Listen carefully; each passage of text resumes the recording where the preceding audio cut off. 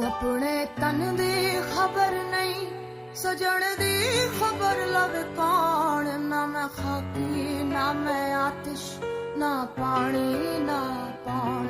अपने तन दी खबर नहीं, सजण दी खबर लवे कौन। ना मैं खाकी ना मैं आतिश, ना पानी ना पान।